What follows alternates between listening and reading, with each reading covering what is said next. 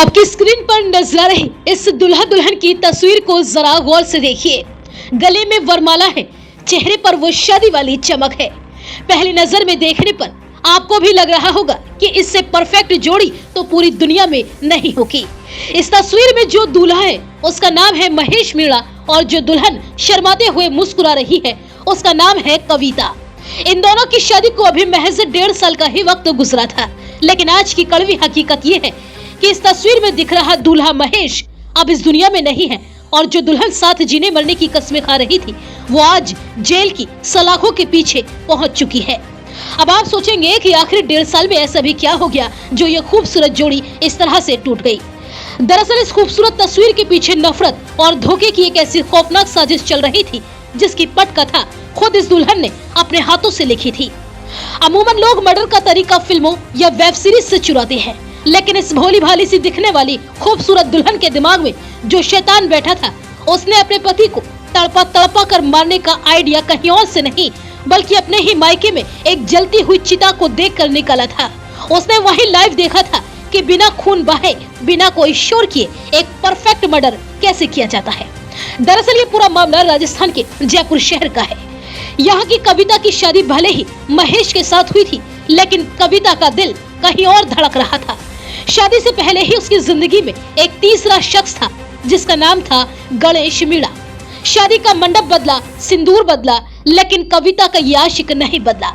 शादी के बाद भी आधी रात को जब महेश गहरी नींद में सो रहा होता था तब कविता अपने स्मार्टफोन की स्क्रीन पर गणेश के साथ मिलकर अपनी आजादी के ख्वाब बुन रही थी। अब इन दोनों के बीच में सबसे बड़ा रोड़ा बना था। जाहिर सी बात है महेश कविता के लिए महेश कोई जीवन साथी नहीं बल्कि एक लोहे का पिंजरा बन चुका था जिसे तोड़े बिना वो अपने गणेश के पास नहीं जा सकती थी। तलाक का रास्ता लंबा था, बदनामी का डर था और समाज की थू थू अलग। अब इन दोनों आशिक माशुका के शातिर दिमाग में आया वो खौफनाक प्लान जो कविता अपने मायके के एक सुसाइड केस से सीख कर आई थी। कविता किसी भी हाल में महेश से पीछा छुड़ाकर अपने प्रेमी गणेश के साथ भाग जाना चाहती थी। इसके लिए उसने गणेश से सल्फास की गोलियां मंगवा ली, लेकिन घर में वो महेश को जहर देने की हिम्मत नहीं जुटा पा रही थी। इसलिए उसने एक ऐसा जाल बुना जिसे सुनकर आपकी भी रूह कांप उठेगी। 5 अगस्त की वो शाम कविता ने अचानक पेट में दर्द होने का बहाना बनाया और महेश से कहा कि मुझे डॉक्टर के पास दवाई दिलवाने के लिए ले चलो। महेश एक कैरिंग पति की तरह तुरंत बाइक निकालता है और कविता को पीछे बैठाकर दवाई दिलाने के लिए ले जाता है। वो सीधा साधा महेश रास्ते भर अपनी बीवी की सेहत की फिक्र कर रहा था, लेकिन उसे क्या पता था कि वो खुद अपनी मौत के सफर पर निकल चुका है। रास्ते में चलते चलते कविता अचानक एक जूस की दुकान पर बाइक रुकवाती है और वो 2 पाइनएप्पल जूस का ऑर्डर करती है। जैसे ही दुकानदार जूस का गिलास टेबल पर रखता है, कविता बेहद शातिर तरीके से पलक झपकते ही उस जूस के अंदर सल्फास का वो जानलेवा जहर मिला देती है। वो मुस्कुराकर वो मौत का गिलास महेश के हाथों में सौंपती है और महेश अपनी ही पत्नी पर आंख बंद करके भरोसा करते हुए उस जहरीले जूस का एक एक घूंट पी जाता है।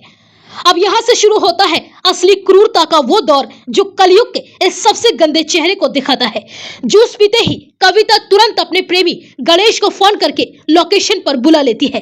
गणेश अपने कुछ दोस्तों के साथ वहां पहुंचता है और कुछ ही मिनटों में महेश के शरीर के अंदर वो जहर अपना तांडव करना शुरू कर देता है। उसके पेट में अचानक भयानक आग लगती है, उसका दम घुटने लगता है। वो चीखता है कि मुझे अस्पताल ले चलो, लेकिन उसे अस्पताल ले जाने के बजाय कविता और उसका प्रेमी गणेश महेश को उसी की बाइक पर बीच में लाद लेते हैं।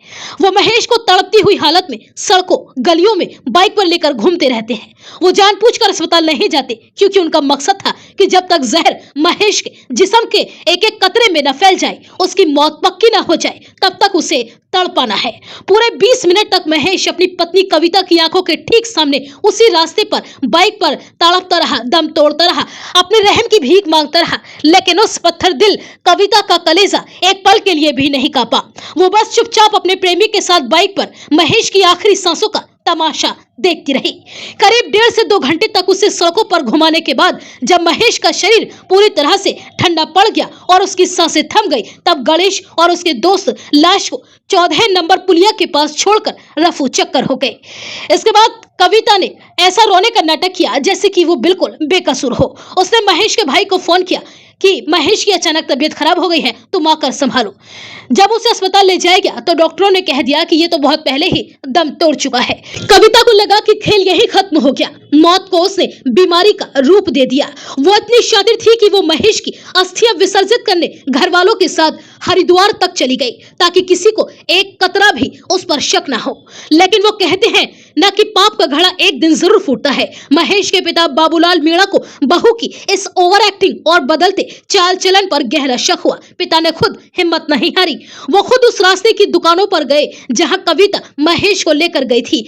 जब पिता ने वहां सीसीटीवी फुटेज खंगाले तो उनके पैरों तले से जमीन खिसक गई।